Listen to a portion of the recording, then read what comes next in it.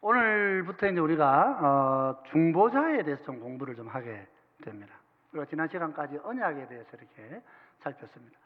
성경은 옛 언약과 새 언약이라, 옛 약속과 새 약속이라는 이름으로 구약과 신약이라 이렇게 성경의 이름이 붙여져 있죠. 그래서 그만큼 약속이라고 하는 것, 언약이라고 하는 것이 성경을 이해하는 중요한 관점이 되는 것입니다. 옛 약속은 무엇이고 새 약속은 무엇인가 하는 것을 이제 지난주에 살폈는데요. 그렇다면 이제 이 약속이 어떻게 우리 가운데 성취되는가 하는 것입니다. 그래서 하나님께서는 우리에게 주셨던 이 구원의 약속, 아담의 타락으로부터 하나님과 우리의 관계가 멀어졌는데 하나님께서 그때 이후로 은혜 언약을 주셨다 그랬습니다. 그래서 행위 언약과 은혜 언약이 우리 가운데 함께 쭉 같이 마지막 종말의 재림의 날까지 쭉 같이 오면서 하나님께서는 우리에게 행위를 명하시지만 은혜로 구원하신다. 그렇게 우리가 공부를 했었습니다. 그렇다면 은혜로 구원한다는 말은 무슨 말인가?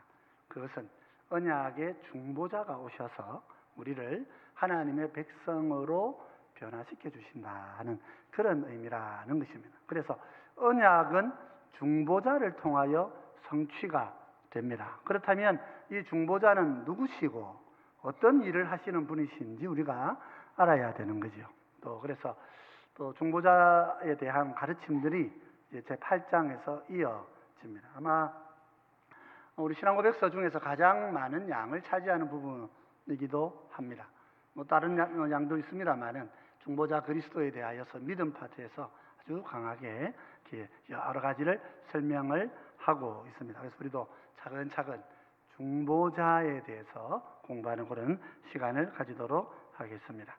먼저 우리 8장 1항을 좀 읽어보면 1항에서 이제 중보자가 언제부터 우리의 중보자이신가, 또 그분이 어떤 분이신가 하는 것을 알려줍니다. 같이 한번 읽어보십시다. 하나님께서는 영원한 목적으로 자기의 독생자 주 예수님을 자기와 사람 사이의 중보자로, 선지자와 제사장과 왕으로, 교회의 머리와 구주로, 만물의 상속자와 세상의 심판주로 선택하고 세우기를 기뻐하셨다. 하나님께서는 이분의 씨가 되고 정한 때에 이분으로 말미암아 구속과 소명과 칭의와 성화와 영화를 받게 하실 한 백성을 이분에게 영원전에 주셨다. 이것이 이제 첫 번째 제1항의 가르침입니다.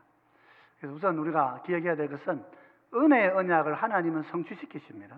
하나님이 약속 말씀하셨기 때문에 그 말씀은 반드시 성취가 됩니다. 그러면 성취라는 말은 역사 속에서 이루어지는 이야기를 말합니다.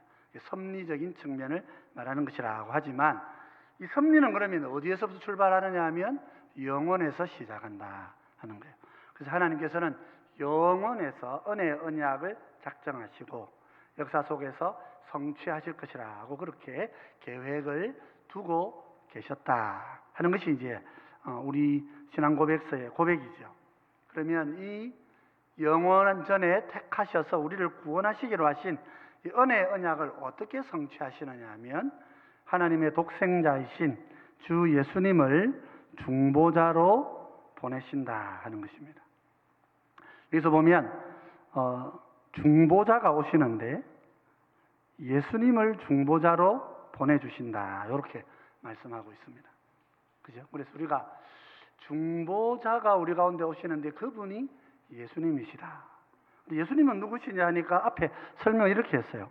하나님의 독생자이시고 하나님이 우리의 주가 되시는 예수님을 중보자로 보내신 것이다. 이렇게 말하고 있습니다.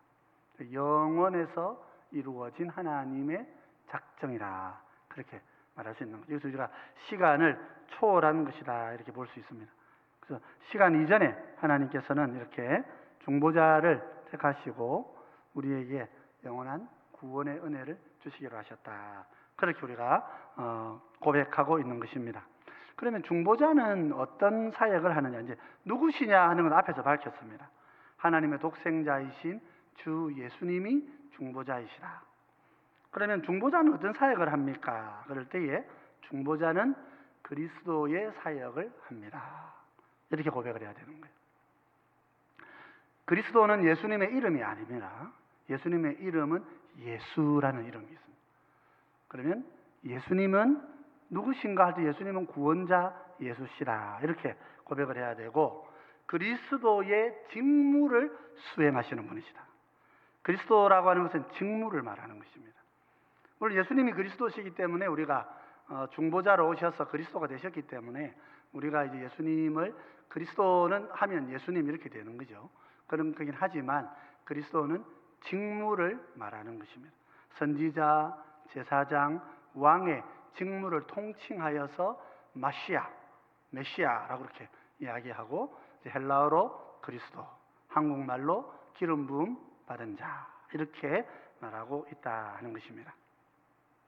그분은 교회의 머리와 구주의 역할을 하시고, 구주가 되시고 만물의 상속자고 세상의 심판주로 오신다. 중보자의 사역은 이런 사역이라고 그랬습니다.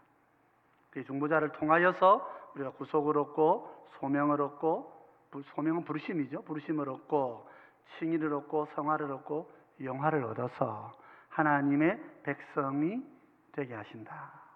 그런데 이 백성이 누구의 백성이냐 하면 그리스도의 백성이다. 왜냐하면 그리스도가 왕이시니까.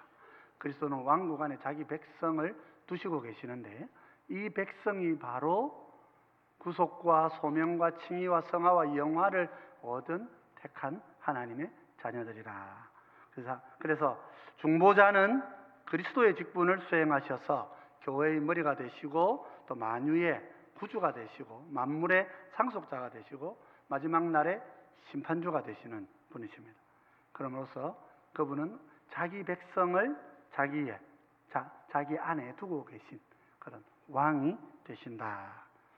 그래서 우리가 중보자의 자 되신 예수님을 바로 이해하는 것이 매우 신앙적으로 중요한 것입니다. 그래서 오늘 한 7가지 주제를 가지고 이 1항에서 말하고 있는 바들을 자세하게 좀 살펴보고자 합니다. 우선 하나님께서 구원의 목적을 언제 세우셨느냐?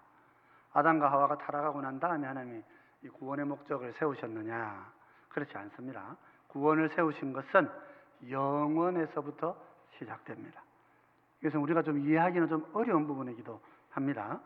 하나님께서 아담과 하와에게 자유의지를 주셔서 하나님을 쭉 순종하게 하시고, 그랬는데 아담과 하와가 문제가 생기니까 하나님께서 이제 구원의 계획을 세우셔야 우리의 논리적 사고에는 그 순서가 맞아 보여요.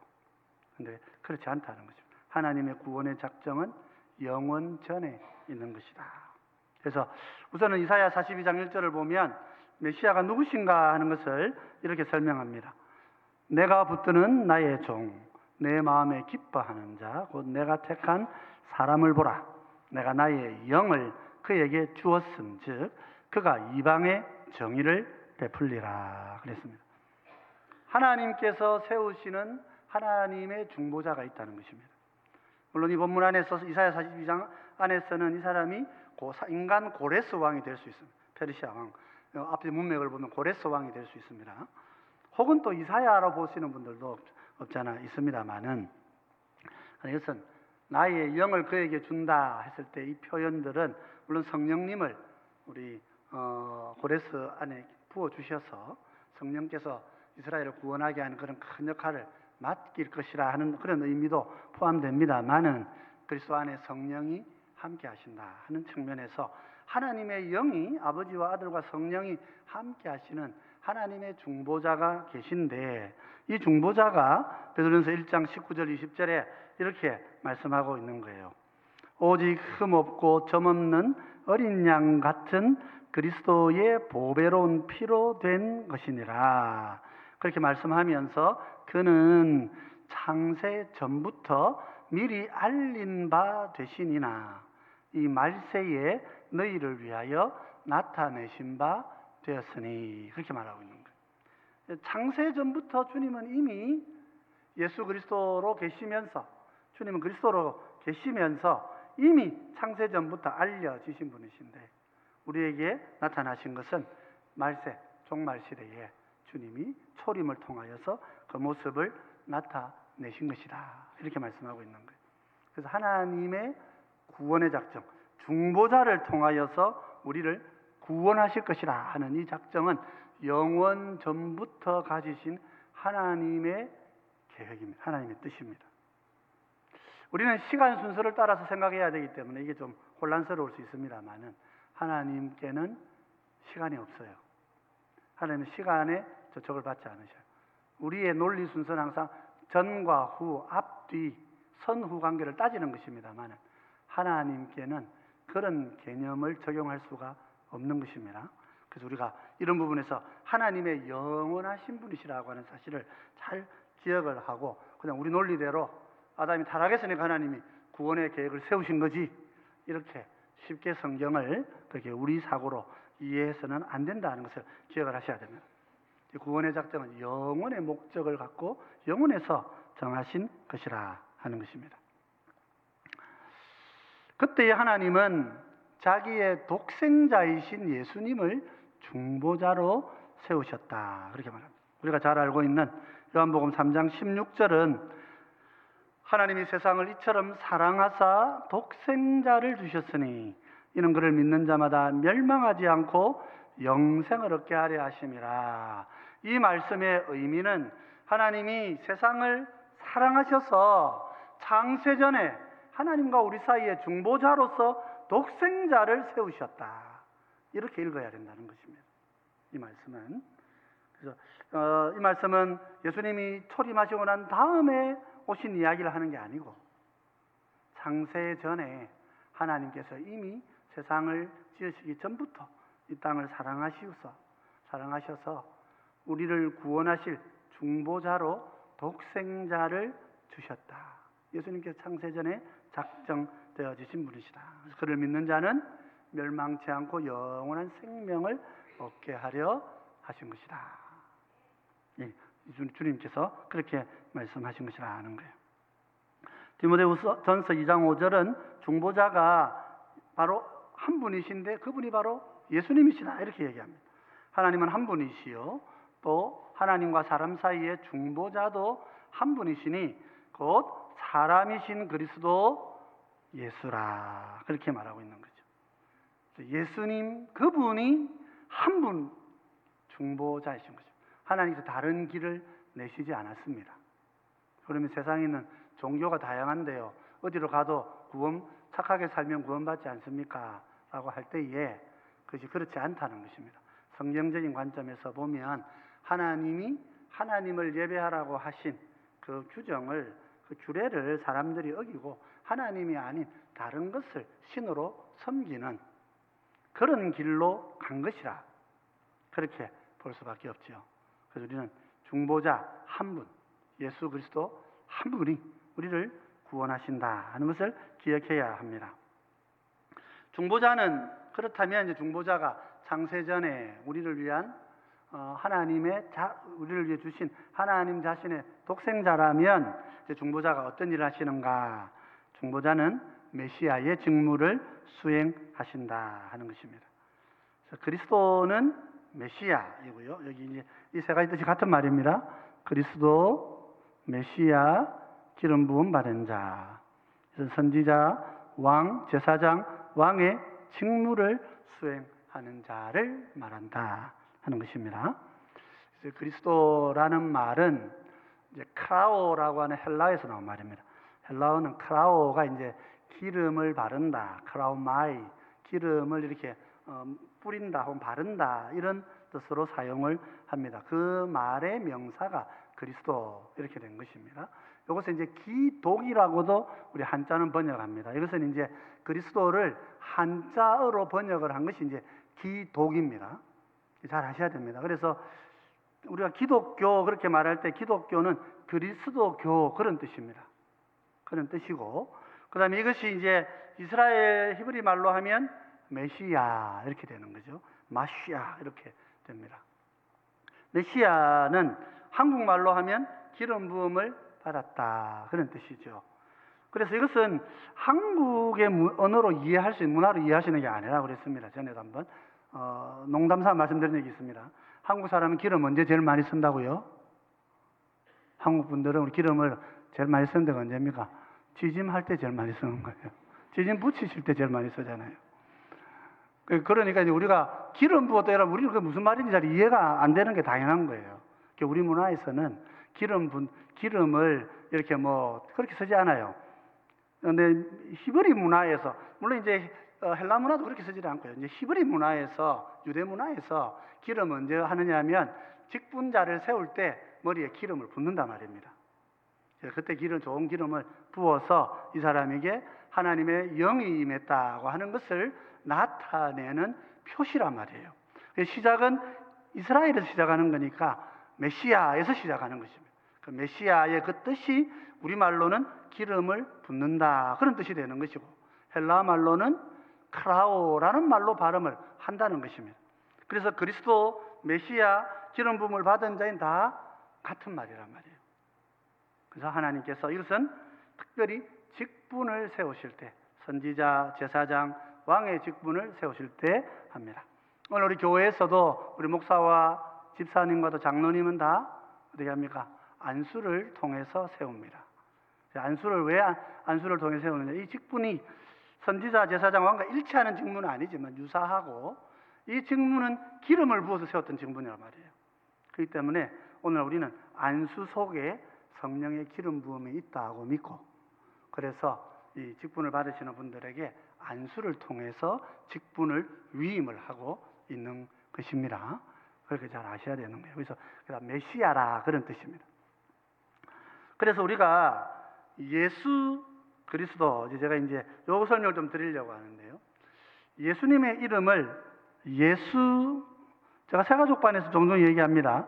예수 그리스도라고 이렇게 할 때 예수 그리스도가 예수님 이름이라고 이렇게 생각하시는 분들이 많아요.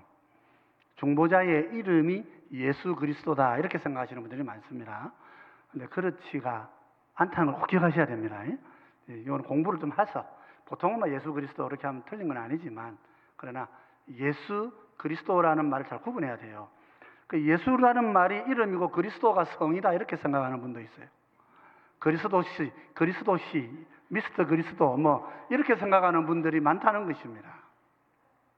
그래서 예수 그리스도라는 말은 중보자의 이름이 아닙니다. 이름과 직분을 같이 말하고 있는 거예요. 그래서 예수님이라는 중보자께서 그리스도가 되십니다 하는 고백이 예수 그리스도다. 우리는 그렇게 고백을 해야 되는 것입니다. 그 이름은 예수 그리스도 이렇게 말할 때 예수님이 그리스도의 직무를 수행하시는 중보자입니다, 이렇게 고백을 하는 게 맞는 거예요. 그래서 예수님 이름, 중보자의 이름은 무엇이냐? 예수님이십니다. 중보자가 하시는 일이 뭐냐? 그리스도의 직무를 수행하는 것입니다. 그것을 합쳐서 우리가 예수 그리스도, 마치 이름처럼 그렇게 부르는데, 한 번은 설명이 돼야 되지, 안 그러면 진짜 미스터 그리스도 이렇게 될 수가 있어요.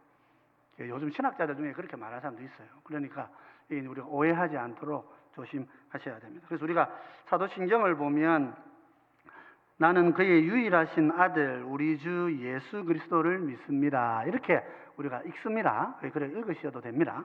근데 이렇게 좀 정확하게 하자면, 나는 그의 유일하신 아들 우리 주 예수님을 그리스도로 믿습니다, 이렇게 이해해야 된단 말이에요. 읽기는 이제 주 예수 그리스도를 믿습니다 이렇게 읽어도, 그죠? 고백을 할 때는 우리 주 예수님을 그리스도로 믿습니다, 메시아로 믿습니다, 하나님이 약속하신 그 메시아는 예수님이십니다, 이렇게 말해야 정확한 표현이 되는 거예요. 평소에 섞어서는 괜찮습니다. 절대 그러면 안 된다, 그런 뜻이 아니라 여러분들이 다 알고 계셔야 되는 거예요. 이건 우리 기독교의 본질인데, 이게 지금 설명이 잘 안 돼가지고 자꾸 이제 오해를 하고 혼돈스러워 하시는 분들이 있는 거예요. 예수를 그리스도로 고백할 수 있는 사람, 예수님을 그리스도로 고백하는 그분이 성도예요. 예수님을 그리스도, 메시아인 줄, 메시아는 뭐고 이러면 그건 곤란한 거예요. 메시아는 하나님의 왕과 선지자의 제사장 직분을 통해서 아담의 그 타락 이후에 우리를 구원해 주시겠다고 하셨던 그 구원주의 직무를 우리가 메시아직이라고 말하는 것입니다.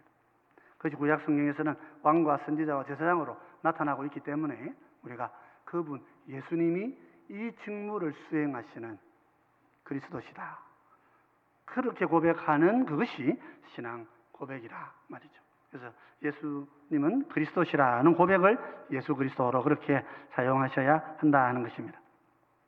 사도행전 3장 23절, 22절에는 선지자로 예수님이 선지자의 직무를 수행하신다는 걸 말씀하죠. 모세가 말하되 주 하나님이 너희를 위하여 너희 형제 가운데에서 나 같은 선지자 하나를 세울 것이니 너희가 무엇이든지 그의 모든 말을 들을 것이라. 모세가 한 선지자 세우실 거라고 하셨던 그분이 바로 예수님이시라 하고 지금 전도하고 있는 것입니다. 그래서 선지자, 예수님은 선지자이시라 하는 것이고요. 히브리서 5장 5절로 6절에는 또한 이와 같이 그리스도께서 대제사장 되심도 스스로 영광을 취하심이 아니요 오직 말씀하시니가 그에게 이르시되 너는 내 아들이니 내가 오늘 너를 낳았다 하셨고, 또한 이와 같이 다른 데서 말씀하시되 내가 영원히 멜기세덱의 반차를 따르는 제사장이라 하셨으니 그랬습니다. 예수님은 대제사장이시라 말입니다. 그런데 이 말은 유대인들에게는 굉장히 걸리는 말입니다. 예수님은 유대 지파이셔요. 유대 지파는 무슨 직을 이어갑니까? 왕직을 이어가는 것입니다. 그런데 예수님께서 대제사장이 되신다고 하시면, 그래서 왕이 대제사장직을 함께 가지는 거예요. 제사장직은 레위 지파를 통해서 와야 하는 것입니다. 그러니까 예수님이 대제사장이 되신다 하니까 유대인들이 마음에 상처를 받은 거예요. 이 일이 왜 그러냐면, 이 일이 BC 110년경에 하스모니안 왕조에서 일어났던 일이란 말이죠. 그 하스모니안 왕조 중에 힐카누스라고 하는 왕이 사실 레위인 제사장 자손인데 이 사람이 왕이 됐습니다. 레위인 제사장이 왕이 된다고 하는 것은 이스라엘에서는 있을 수 없는 일입니다. 직분은 분할되어야 합니다. 사울이 이 사무엘을 대신하여 제사드리다가 하나님께 그 직분을 잃은 역사가 있습니다. 제사는 제사장만이 드리는 것입니다. 제사를 왕이 드릴 수가 없는 것입니다. 직분이 분화되어 있었는데 이 직분을 통일시킨 악한 왕이 들어왔다. 그래서 하스모니안 힐카누스 대제를 이 사도 바리새파나 이런 의로웠던 사람들은 적그리스도라고 안티크라이스트라고 그렇게 불렀었어요.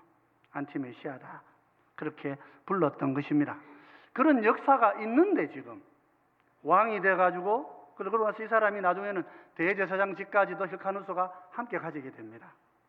신분상으로 왕족이 아닌데 왕이 된 것도 문제가 되는데, 왕이 대제사장직을 통일시켰어요. 그래서 여기에 대해서 이스라엘은 반기를 들었습니다. 그렇게 다투었었는데 지금 예수님께서 유대지파에서 오셔서 왕의 직무를 이어가시는 분이 대제사장직을 함께 가지신다고 하니 유대인들은 큰 시험이 되는 거죠. 유대인 기독교인들에게는 마음에 갈등이 있는 것입니다. 이방인들이야 그게 뭔지 모르지만은 우리는 그게 왜 뭐가 문제가 되나, 우리는 이런 생각을 하지만, 그러나 그들은 이 신앙적 경건한 사람일수록 어려웠던 거예요. 받아들이기가 어려웠던 거죠. 그래서 히브리서의 저자가, 그래서 우리가 바울일 것이라고 보고 있습니다만은, 어쨌든 이 히브리서의 저자는 시편 110편을 인용을 합니다. 시편 110편에 쭉 보시면 거기에 이 부분에 대한 말씀이 있고요. 멜기세덱 앞에 아브라함이 절하지 않았느냐. 멜기세덱. 그렇죠. 멜기세덱 앞에 아브라함이 절을 할 때에 레위는 누구의 아들이냐면 야곱의 아들이죠. 그죠? 아브라함이 멜기세덱에 절할 때 레위는 태어나지도 않았어요. 없을 때에 아브라함, 그 조상 아브라함이 멜기세덱 앞에 절을 했는데, 그것은 무슨 말이냐 하면 왕이 되실 분, 멜기세덱이라는 분이 왕이면서 제사장이란 말이죠. 왕이면서 제사장이 되는 멜기세덱의 반차를 따라서 예수님께서 오신 메시아가 되시는 것이다 말이에요. 예수님은 레위 집안 출신이 아니고 유다 집안 출신이지만은, 그러나 멜기세덱을 따라서 왔기 때문에 멜기세덱에게는 왕과 제사장이 합쳐져 있단 말이죠. 그래서 예수님은 유다 지파이지만 레위인들만 받아야 되는 대제사장의 직무를 아론 집안이 아니지만 예수님은 가지신다 하고 이렇게 이제 히브리서가 이것을 쭉 설명을 해 가고 있는 것입니다. 그래서 예수님은 대제사장이시다. 앞에서 모세는 선지자를 세우신다 그렇게 말씀하셨고요. 히브리서에는 또 대제사장 시편 110편을 통하여서 대제사장이 되신다 그렇게 말씀하고 있습니다. 시편 2편 6절에는 보면 내가 나의 왕을 내 거룩한 산 시온에 세웠다 그러죠. 그러니까 메시아가 오시면 메시아 이전까지는 선지자와 제사장과 왕직은 구분이 돼야 됩니다. 한 사람에게 통합될 수가 없습니다.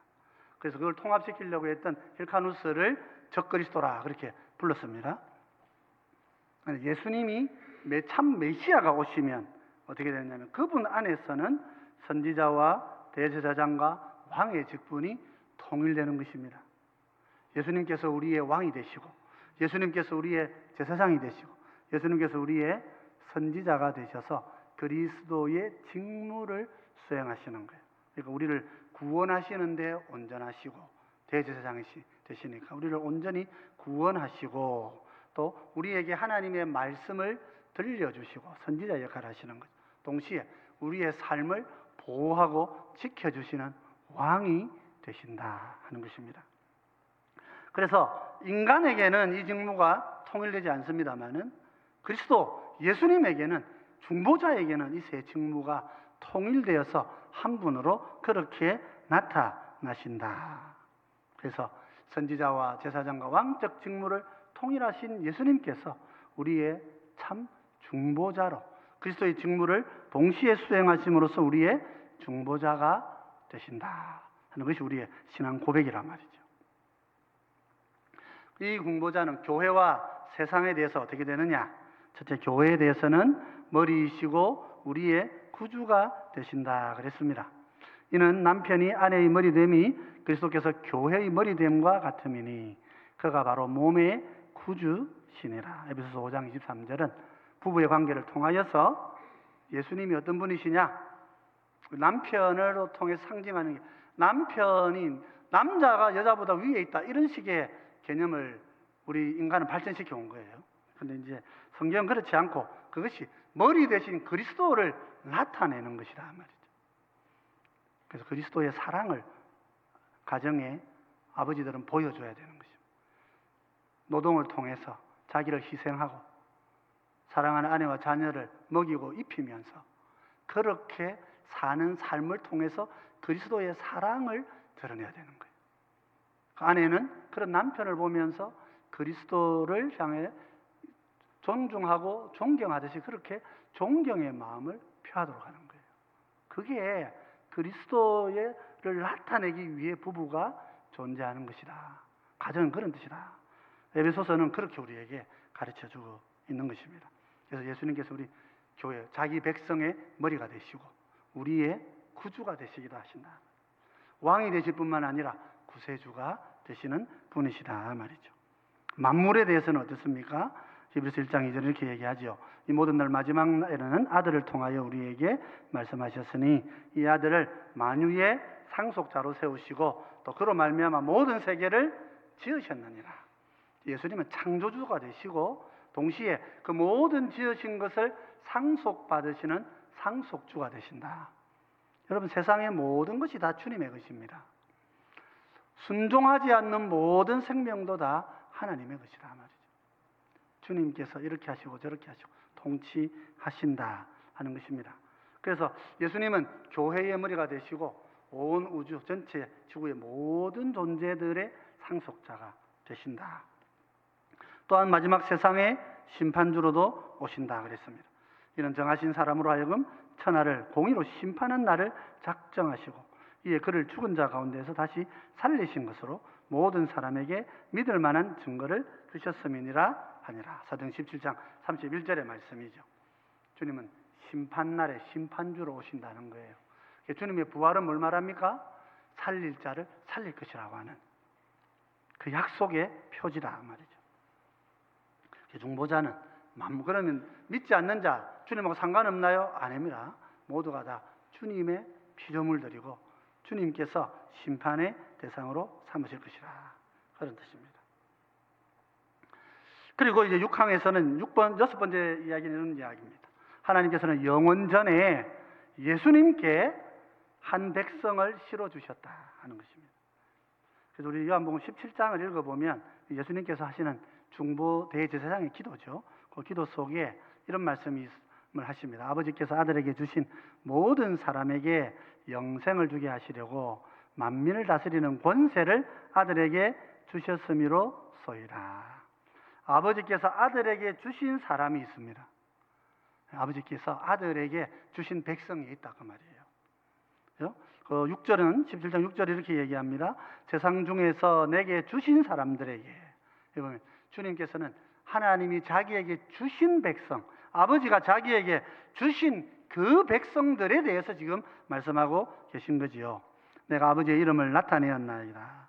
그들은 아버지의 것이었는데 내게 주셨으며 그들은 아버지의 말씀을 지켰나이다.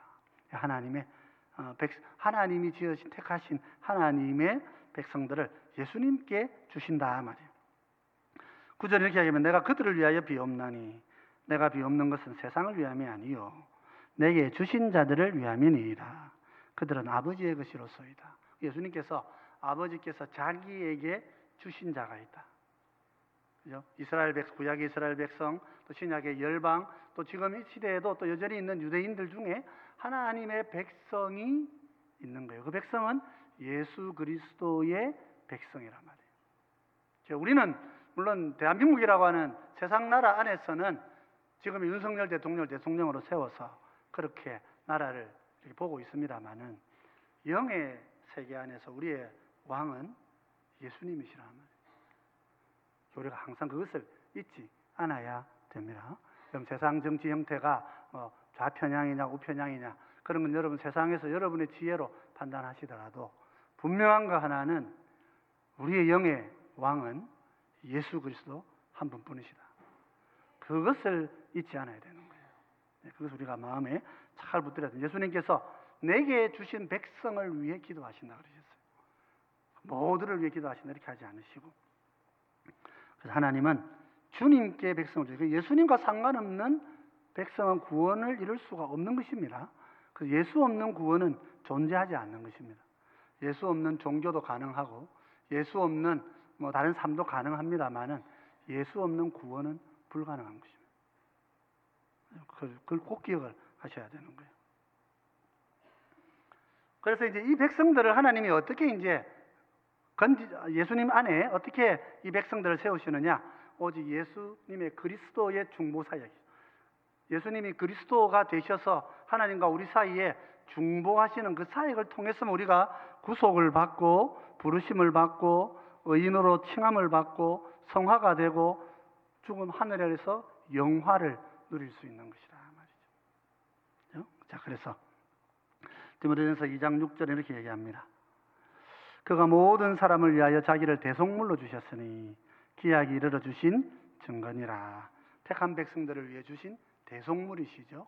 오직 그리스도의 중보 사역만이 우리를 하나님께로 인도해 갑니다. 이사야 55장 4절은 보라 내가 그를 만민에게 증인으로 세웠고 만민의 인도자와 명령자로 삼았다. 그리스도를 보내셔서 그리스도가 우리를 부르시는 증인이고 우리를 하나님의 백성으로 그렇게 인도하실 것이다. 고린도서 1장 30절은 너희는 하나님으로부터 나서 그리스도 예수 안에 있고 예수는 하나님으로부터 나와서 우리에게 지혜와 의로움과 거룩함과 구원함이 되신 분이시다. 그래서 예수 그리스도의 이 중보 사역, 예수님께서 그리스도로 행하시는 그 중보 사역을 통하여서 우리가 구속을 얻고 하나님의 부르심을 받고 칭의와 성화와 영화를 누리는 하나님의 백성이 되게 하셨습니다. 그러면 구속, 소명, 칭의, 성화, 영화는 어떤 것입니까? 그건 앞으로 설명할 거예요. 차근차근 설명하지만 어쨌든 여기 본문에서는 앞으로 일어날 일들을 밝히고 있는 것입니다. 앞으로 구속에 대해서, 소명에 대해서, 칭의에 대해서, 성화에 대해서, 영화에 대해서 차근차근 설명을 하는 그 순서가 하나님의 구원의 계획 안에 작정되어 있었다 하고 선언을 하고 일항이 마쳐지는 것입니다. 자, 그런 의미에서 이제 우리가 8장 1항을 다시 한번 같이 읽어 보겠습니다. 같이 읽어 보십시다. 하나님께서는 영원한 목적으로 자기의 독생자 주 예수님을 자기와 사람 사이의 중보자로 선지자와 제사장과 왕으로 교회의 머리와 구주로 만물의 상속자와 세상의 심판주로 선택하시고 세우기를 기뻐하셨다. 하나님께서는 이분의 씨가 되고 정한 때에 이분으로 말미암아 구속과 소명과 칭의와 성화와 영화를 받게 하실 한 백성을 이분에게 영원 전에 주셨다. 무슨 말입니까? 그러면 오늘 내가 2024년에 예배드리고 하나님의 백성이 되었는데 이게 언제 된 거라고요? 영원 전에 된 일이다. 그런 의미를 가진다는 것입니다. 그래서 우리가 하나님이 이제 중보자 그렇게 말할 때 가장 기본으로 생각하셔야 될 것은 은혜 언약을 성취하시기 위해서 중보자를 주시는 것이다. 중보자는 은혜 언약의 성취. 그래서 성경의 핵심적인 가르침은 하나님이 우리를 은혜로 구원하신다고 하는 은혜 언약이 주어져 있다고 하는 것이고, 우리가 이렇게 많은 죄를 짓고 온 세상의 죄로 범람해도 하나님은 은혜로 우리를 구원하신다는 것이고, 그 은혜로 우리를 어떻게 구원하시느냐 하면 중보자를 보내셔서 구원하신다 하는 것입니다. 그래서 우리는 중보자가 누구인지 어떤 사역을 하시는지를 배워가야 되는 거죠. 그래서 영원전에 세우신 하나님의 작정이고, 독생자 주 예수님을 중보자로, 하나님과 사람 사이에 중보자로 세우신 것입니다. 특히 중보자는 그리스도의 직무를 수행하십니다. 예수 그리스도는 선지자, 제사장, 왕의 직무를 수행하는 거예요. 그래서 예수님은 왕이시고 제사장이시고 우리의 선지자가 되시는 그리스도의 직무를 수행하시는 분이시다. 교회의 머리가 되시고 구주가 되시고요, 만물의 상속자고 온 땅을 심판하는 심판주가 되십니다. 그리고 하나님은 그리스도께 그 백성을 주셨다고 되어 있어요. 그러므로 그 백성은 정한 때에 그리스도의 사역을 통하여서 구속, 소명, 칭의, 성화, 영화를 받게 되는 거죠. 우리는 이 시대에 성령의 부름을 받고 하나님의 거룩한 백성으로 인침을 얻어서 하나님의 자녀로 살아가고 있는 것입니다. 성화는 이 땅에서 우리가 성령이 우리 가운데 이루어 주실 일이고, 구속이라고 하는 것은 하나님께서 우리의 노예된, 사탄의 노예된 우리의 의지를 자유롭게 해주셔서 그리스도를 선택할 수 있도록 우리를 바꾸어 주신 거예요. 그래서 9장에서는 자유의지를 다루고 10장에서 소명, 11장에서 칭의, 이렇게 차근차근 다루어 가고 있는 것이 우리 신앙고백서의 가르침이다. 그것이 성경이 우리에게 말해주고자 하는 구원의 진리라는 것을 마음에 잘 붙드시고, 우리 신앙의 핵심은 중보자를 아는 데 있습니다. 우리의 중보자는 예수님이시고 그분이 그리스도의 직무를 수행하심으로 중보자직을 완성하셔서 나를 하나님의 자녀로 삼아 주셨다. 그래서 우리가 마음에 잘 간직하고 그 나라의 백성으로 살아야 돼. 항상 이중의 신분입니다. 이 땅에서는 대한민국 시민으로, 동시에 영적으로 예수님의 백성으로, 그렇게 우리가 살아간다 하는 것을 기억하시고 그렇게 믿음 생활 잘 이루어가시는 우리 모두가 되시기를 주의 이름으로 축원드립니다. 우리가